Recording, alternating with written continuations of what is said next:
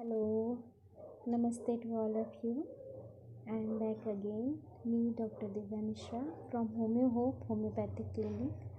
फिर से आई हूँ आपके बीच में the book power of now लेके। मैं आज थर्ड चैप्टर स्टार्ट करने जा रही हूँ, जिसका जो मेन हेडिंग है वो है moving deeply into the now. सब हेडिंग है don't seek your self in the mind. आप अपने आप को अपने माइंड में मत खोजिए।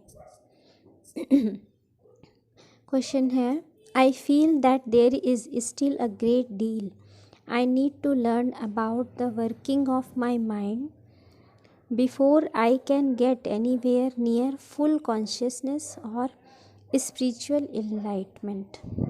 मुझे ऐसा प्रतीत होता है कि अभी मुझे इस सब के बारे में और जानने की ज़रूरत है। किसके बारे में? ये जो मेरा माइंड है, मेरा मन है, ये कैसे कार्य करता है।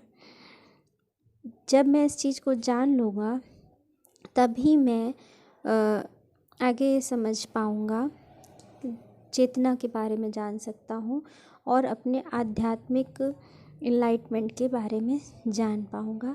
इसलिए पहले मुझे अभी अपने मन की क्रियाविधि को और जानने की ज़रूरत है। मुझे ऐसा फील होता है। क्या ऐसा है?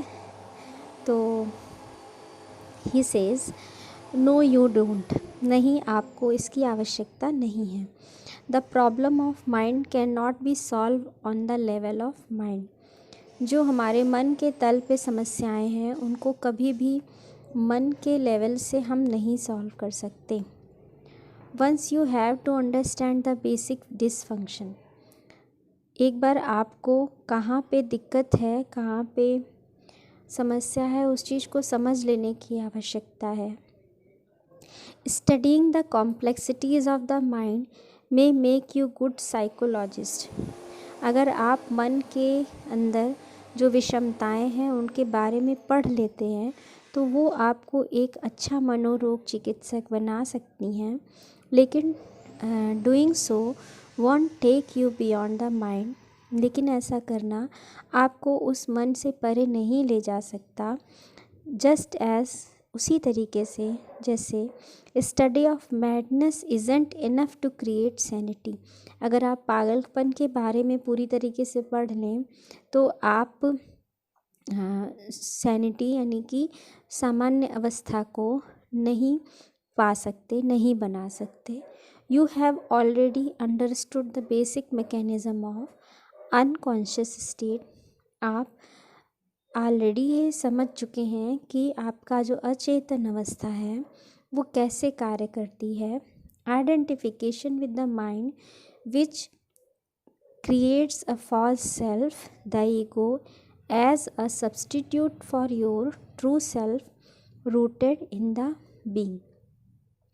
जब तक आप अपने माइंड से तादात्म्य स्थापित करे रहते हैं, जो क्या काम करता है वो ये फॉल्स सेल्फ को क्रिएट करता है, जिसे हम अहम कह सकते हैं।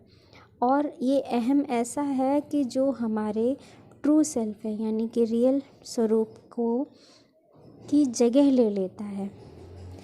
तो इससे होता क्या है, you become as a branch cut off from the vine. आपकी ऐसी अवस्था हो जाती है कि जैसे आप अपनी लता से कटी हुई शाखा की तरह हो जाते हैं। एज जीसस पुट्स, जैसा जीसस कहते रहे हैं कि मतलब कि आप ऐसे हो जाते हैं कि हैं तो आप संपूर्ण, लेकिन जब आप मन के द्वारा तादाद में स्थापित करे रहते हैं तो आप खुद को अहम मान लेते हैं। तो आप उस कटी हुई शाखा के समान हो जाते हैं जो अपने पेड़ से अलग हो जाती है। The ego's needs are endless. जो हमारे अहम की आवश्यकताएं हैं उनका कोई भी अंत नहीं है। It feels vulnerable and threatened. ये अपने आप को हमेशा ही बहुत ऐसी स्थिति में रखता है जो कि कभी भी किसी भी चीज़ से अफेक्ट हो सकती है, नाजुक है और भय में रहता है। So lives in a state of fear and want. इसलिए सदा ही ऐसी अवस्था में रहता है जिसमें कि डर है और चाहनाएं भरी पड़ी हैं। Once you know how the basic dysfunction operate, एक बार जब आप जान पाते हैं कि कैसे ये जो तल बेसिक तल पे कैसे ये कार्य कर रहा है, there is no need to explore all its countless manifestation, इसके द्वारा जनित अनंत चीज़ों को जो ये मैनिफेस्ट करता है, आपके सामने निर्मित करता है, उनको आपको एक्सप्लोर यानी कि जानने की कोई भी आवश्यकता नहीं रह जाती है। No need to make it into a complex personal problem, इसको आपको अपनी खुद के लिए एक बहुत ही विषम पर्सनल प्रॉब्लम नहीं, समस्या बनाने की आवश्यकता नहीं रह जाती। The ego of course love that, अहम तो यही चाहता ही है कि आप उसमें फंसे रहो। It is always seeking for something to attach itself in to in order to uphold and strengthen its illusionary sense of self, ये यही चाहता है, वो हमेशा ये चाहता है कि आपके साथ कोई ना कोई चीज़ ऐसी जुड़ी रहे जो आपका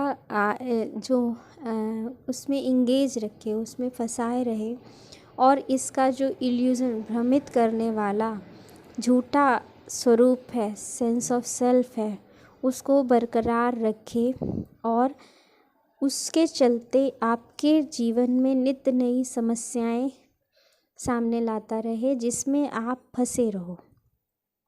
क्योंकि आप फंसे रहोगे तो इसका अस्तित्व बना रहेगा, अन्यथा इसका अस्तित्व खतरे में आ जाता है।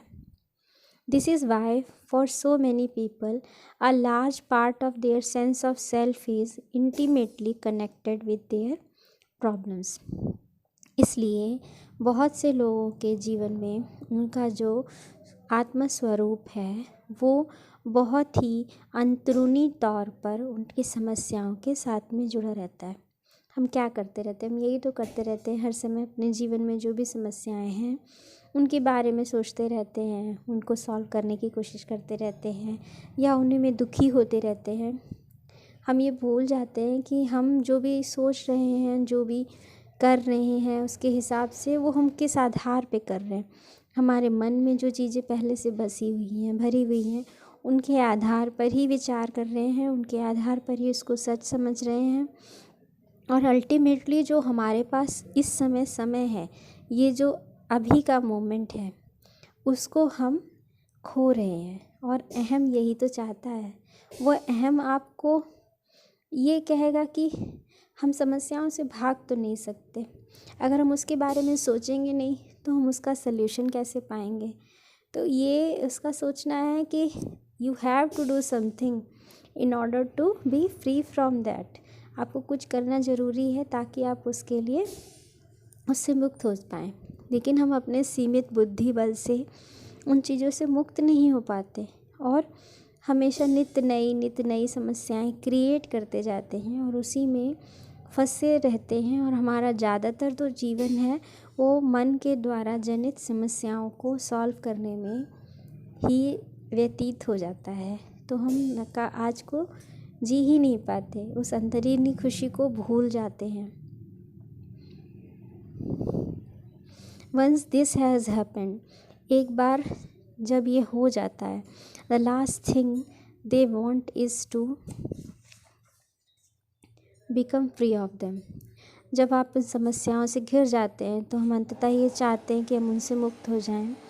That would mean a loss of self, और जब हम उन चीज़ों को मिटाना चाहेंगे, उनसे मुक्त होना चाहेंगे, तो उसका मतलब क्या होगा कि हम अपने आप को उस क्षण खो देंगे, क्योंकि तब हम कहाँ पे होंगे, उन समस्याओं में ही होंगे।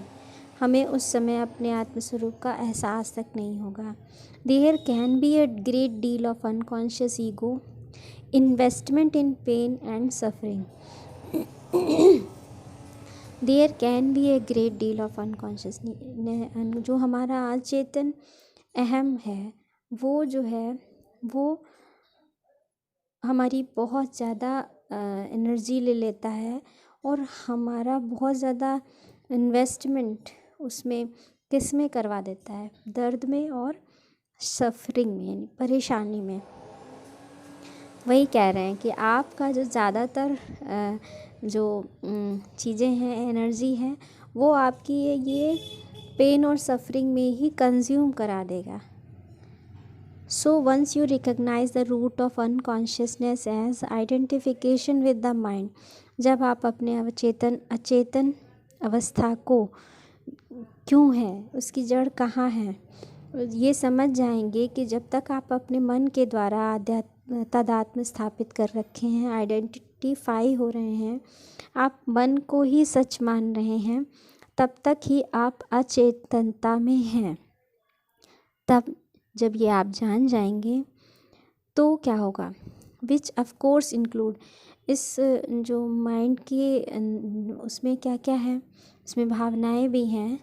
और कहने का मतलब ये है कि हमें ये समझ में आ रहा है कि हम तब तक अचेतन हैं जब तक हम अपने माइंड से के द्वारा रूल हो रहे हैं, और उसमें हमारी भावनाएं भी आ जाती हैं, हम अपनी भावनाओं में फंसे हुए हैं, फिर हम अचेतन में हैं। तब आप प्रेजेंट में आ जाते हैं, तब आप ये समझ पाएंगे कि नहीं, ये सब तो मन का किया हुआ है, जो असली है वो क्या है, वो आज है, नाउ है। यू बिकम प्रेजेंट, तब आप प्रेजेंस में आ जाते हैं, अभी इस क्षण में आ जाते हैं, अपने ट्रू सेल्फ में आ जाते हैं, चैतन्य में आ जाते हैं। When you are present, you can allow the mind to be as it is without getting entangled in it. जब आप अपने इस पल में होते हैं तो आप अपने मन को अनुमति दे देते हैं कि आप वो जैसा है वैसा ही रहे। लेकिन अब इस समय अंतर क्या है, आप उसमें इंटेंगल्ड, उसमें फंसते नहीं हैं, आप जस्ट उसको, इसकी प्रेजेंस को एक्सेप्ट कर लेते हैं। खुद आपका जो रियल स्वरूप है वो उसमें अटकेगा नहीं, फंसेगा नहीं, आप फ्री होगे। The mind in it self is not dysfunctional, जो मन है वो खुद में ऐसा नहीं है कि उसका कोई मतलब वो किसी काम का नहीं है। इट इज़ वंडरफुल टूल, ये एक बहुत ही अद्भुत औजार है हमारे लिए। Dysfunction sets in when you seek your self in it, जो इसकी क्रियाविधि यानी कि ये तब बेकार हो जाता है जब आप अपने आप को इसमें खोजना स्टार्ट कर देते हैं और ये गलती कर बैठते हैं कि आप ये मन हैं, तब जाके ये बेकार हो जाता है।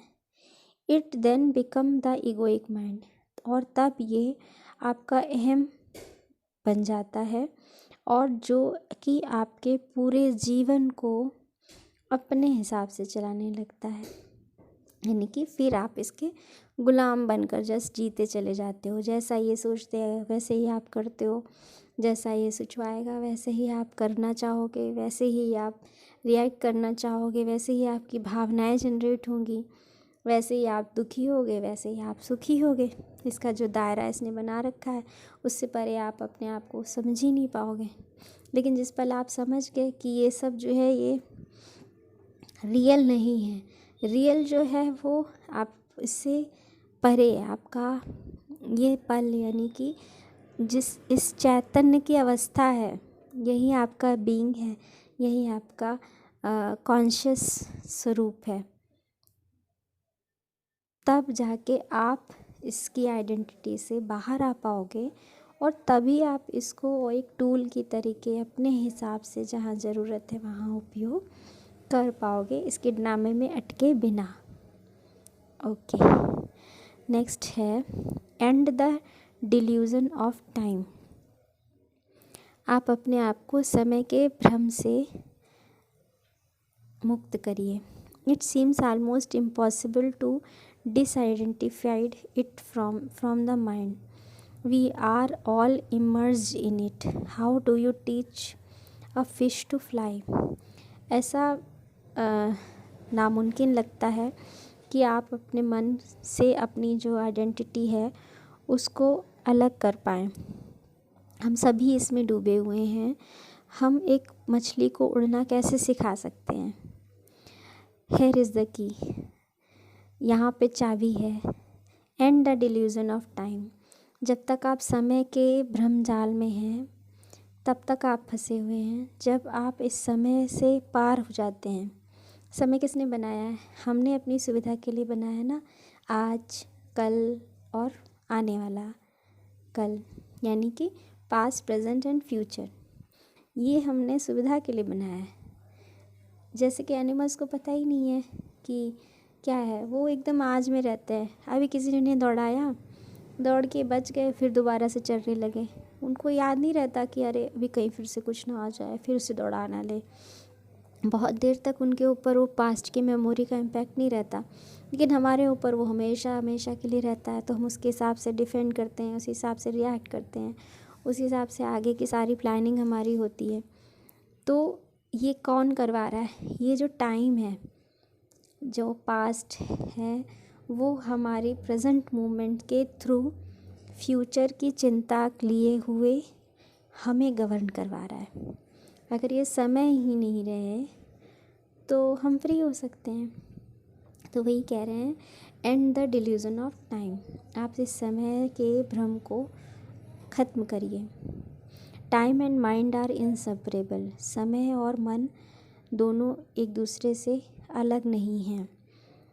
Remove time from mind and it stops, अगर आप समय को अपने मन से अलग कर दें तो ये ख़त्म हो जाएगा। यानी कि जो ये हमारे माइंड में चीज़ें पड़ी, एहसास पड़ा है, पुरानी मेमोरीज़ पड़ी हैं, उनको अगर हम समय से हटा दें कि कल हमारे पास साथ में वो हुआ था और कहीं ये हो ना जाए, तो फिर हम सोचेंगे क्या? हम तो फिर प्रेजेंट मोमेंट में ही रहेंगे ना, क्योंकि हम टाइम को अपने उससे हटा दिया है माइंड से। हमारा माइंड एकदम ब्लैंक हो गया है। टाइम्स के साथ घटे हुए मेमोरीज़ भी उसमें से अब हट गई, उनका कोई मतलब नहीं रह गया है। Unless you choose to use it, आप समय का उपयोग तब करिए जब आप खुद ये डिसाइड नहीं करते कि अभी हमें इसका उपयोग करना है। To be identified with your mind is to be trapped in time, जब तक आप अपने आप की आइडेंटिटी को अपने मन के साथ में रखते हैं तब तक आप समय से मुक्त नहीं हो सकते। The compulsion to live almost exclusively through memory and anticipation, समय क्या करवा रहा है? समय हमें बांध के रखे हुए है किस तरह से जीने को, जिसमें हम हमेशा अपनी यादों में और आने वाले पल की संभावनाओं में जीते हैं। This create an endless pre occupation, ये हमको पहले से ही उसमें इन्वॉल्व करके रखता है, कुपाई करके फंसा के रखता है अपने पास्ट से और अपने भविष्य से। And an unwillingness to honour and acknowledge the present moment, और एक अनैच्छिक तौर पे और प्रेजेंट मोमेंट को ऑनर देता है और पहचान दिलाता है, और उस जो हमारा प्रेजेंट मोमेंट है उसको कंपल करता है, जबरन उसको ऐसा बनाने के लिए प्रेरित करता है जिसमें पास्ट में जो चीज़ें हमने अपने साथ में एसोसिएट की हुई हैं उसके द्वारा अनुभव से चलते हम फ्यूचर को पकड़ने की तमन्ना में उसके हिसाब से ही कार्य करते हैं। मैं दोबारा पढ़ती हूँ। This create an endless pre occupation with past and future and an unwillingness to honor and acknowledge the present moment and allow it to be. The compulsion arises because the past gives you an identity and future hold the promise of salvation of fulfillment in whatever form. Both are illusion. हाँ, यहाँ पे ये कहना चाह रहे हैं कि ये कर क्या रहा है, ये हमारे मन को पहले से जो चीज़ें उसमें पड़ी हुई हैं पास्ट के हिसाब से प्रीऑक्युपाई कर देता है, जिसमें हम ये सोच के कि भविष्य में हमको मुक्ति प्राप्त हो जाएगी, उसके चलते जो हमारा प्रेजेंट का समय जो हमें समझाना चाह रहा है उसको हम अलाउ नहीं करते हैं, हम उसको कंपेल करते हैं कि तुम अभी इस समय इस हिसाब से रिएक्ट करो, तभी तुम जाके भविष्य में इस चीज़ से फ्री हो पाओगे। तो हम किन आधार पे काम कर रहे हैं, वो पास्ट जो कि अब है ही नहीं, या वो फ्यूचर की संभावनाएं जिनका कुछ अता पता नहीं है। तो ये दोनों ही चीज़ें इल्यूज़न हैं। और अभी जो हम प्रेजेंट हैं उसको कैसे करा कर रहे हैं, उसकी अनैच्छिक तरीके से उससे काम करवा रहे हैं। वो तो कुछ और ही चाह रहा है, इंटरनली वो प्रेजेंट में रहना चाह रहा है, लेकिन पास्ट के चलते और फ्यूचर की एंजाइटी के चलते वो भी कंपल्शन में है फलाने तरीके से रिएक्ट करने के लिए, जो कि माइंड में प्रीऑक्युपाइड तरीके से पड़ा हुआ है। आई होप आप मेरी बात को समझ पा रहे होंगे। Next, but without a sense of time how would we function in this world. अगर हमें समय का एहसास ही नहीं होगा तो हम इस दुनिया में कैसे काम करेंगे। There would be no goals to strive toward any more. हमारे पास तो कोई गोल ही नहीं रहेगा जिसके लिए हम काम करना चाहें। It wouldn't even know, I wouldn't even know who am I. मुझे तो ये भी नहीं पता चलेगा कि मैं हूँ कौन। Because my past make me who I am today. क्योंकि मेरा पास्ट ही मुझे ये बताता है कि आज मैं कौन हूँ। I think time is something very precious. समय ऐसा है जो बहुत कीमती है, and we need to learn to use it wisely rather than wastage. हमें इसे बुद्धिमत्ता के तौर पे यूज़ करना चाहिए, ना कि इसे बर्बाद करना चाहिए। Time is not precious at all. समय बिल्कुल भी बेशकीमती नहीं है। Because it is an illusion, क्योंकि यह एक भ्रम है। What you perceive as precious is not time. जिस चीज़ को आप ये कीमती समझ रहे हैं वो समय नहीं है, but the one point that is out of time. वो एक पॉइंट है जो टाइम से परे है। क्या है वो है now. That is precious Indeed. और नाउ माने ये इस पल, ये अभी का पल, ये ही प्रेशियस है, निश्चित तौर पे प्रेशियस है, निश्चित तौर पे कीमती। कैसे? अभी मैंने कैसे बोला, जब तक मैंने कैसे बोला नहीं था ये प्रेजेंट था। कैसे बोलने के साथ ही जिस पल में कैसे बोला वो पास्ट हो गया। तो कहीं ना कहीं जो अनयूज्ड नाउ मोमेंट है वो प्रेशियस है, क्योंकि अल्टीमेटली वो ही हमें मिल रहा है और मिलने के साथ ही तुरंत चला जा रहा है। तो हम दोबारा उस मोमेंट को टच नहीं कर सकते। ठीक है, तो जा कौन रहा है? जा तो वही रहा है ना, और मिल भी कौन रहा है? वही रहा है। जाने के बाद पास्ट में भी नहीं मिलने वाला हमको, और जब तक वो हमें नहीं मिला है, यानी भविष्य में भी वो हमें नहीं मिला है, तो जो मिल रहा है वो ये पल है, यही कीमती है और कुछ नहीं। The more you are focused on time, the past and future, the more you miss the now. जब तक आप बहुत ज़्यादा समय पे फोकस होंगे उतना, यानी कि भूत और भविष्य में, मोर यू मिस, तो आप सबसे ज़्यादा ये जो क्षण है उसको मिस कर जाएंगे।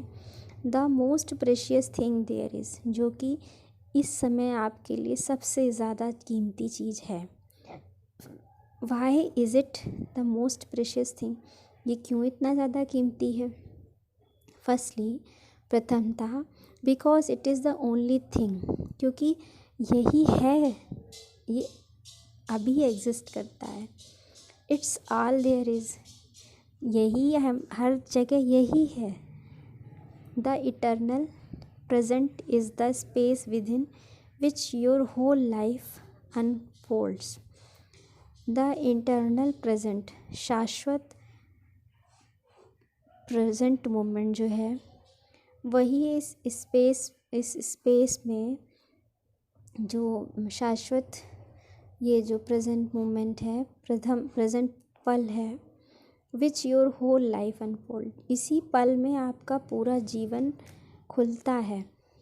The one factor that remain constant, यही वो एक फैक्टर है जो हमेशा एक सा रहता है।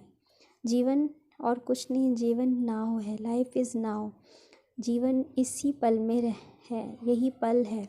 There was never a time when your life was not now, ऐसा कोई भी समय नहीं था जिसमें आपका जीवन नाव में नहीं था। Nor will there ever be, ना भी इस पल के अलावा कुछ और होगा। Secondly, the now is the only point that can take you beyond the limited confines of mind, यही पल एक ऐसा पॉइंट होता है जो आपको इस बंधन, लिमिट जिसकी बना रखी है जिस मन के द्वारा, उससे परे ले जा पाएगा। यही पल आपको उससे परे ले जा सकता है। It is your only point of access into the timeless and formless realm of being, ये ही एक ऐसा बिंदु है जो आपको समय से परे, स्वरूप से परे, अपने स्वरूप में पहुंचने की राह दिखा सकता है।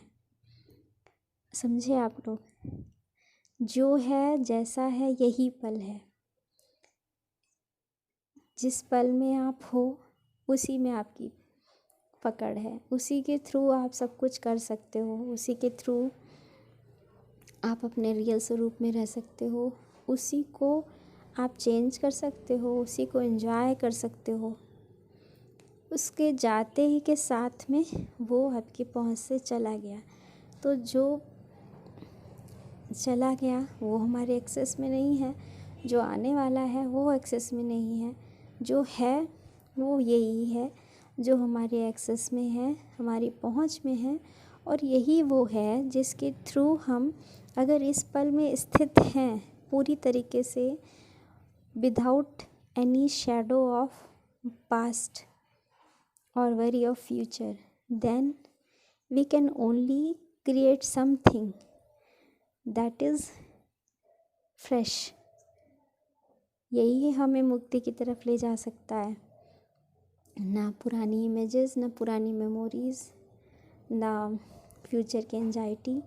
यही इस पल को अगर हम हर समय खुश रहते हैं, एंजॉय करते हैं, तभी हम आगे की चीज़ों को और अच्छे से क्रिएट कर सकते हैं और अच्छे से जीवन व्यतीत कर सकते हैं। क्योंकि जिस पल हम अपने प्रेजेंट में रहना स्टार्ट कर देते हैं, पिछला कुछ भी हमारे ऊपर इफ़ेक्ट नहीं डाल पाता है, क्योंकि हमें जीने की कला आ जाती है कि नहीं, इसमें अगर हम सोचते रहेंगे तो अभी जो हमारे पास समय मिल रहा है वो भी चला जा रहा है, हम क्यों सोच रहे हैं, क्या वाकई उसमें हम कुछ चेंज कर सकते हैं, क्या ऐसे सोच के हम कुछ क्रिएट कर सकते हैं। नेचर के पास तो अथाह ऑप्शन है, लेकिन आप अपनी सीमित बुद्धि से ही सोच सकते हो। इसलिए अगर आप इस प्रेजेंट मोमेंट को एज इट इज़ एक्सेप्ट करते हुए उस समय आपका मस्तिष्क को उपयोग एज ए गुड टूल करें, तो आप निश्चित तौर पे बेहतर भविष्य भी पाएंगे। लेकिन कब? जब आप प्रेजेंट में रहेंगे, नाव में रहेंगे, जो ही और अपनी बीइंग में रहेंगे। Okay, I will see you with the next in the next video. Thank you so much for listening. Please like, subscribe and share. Thank you all. Be in the now, be happy, stay healthy. Thank you.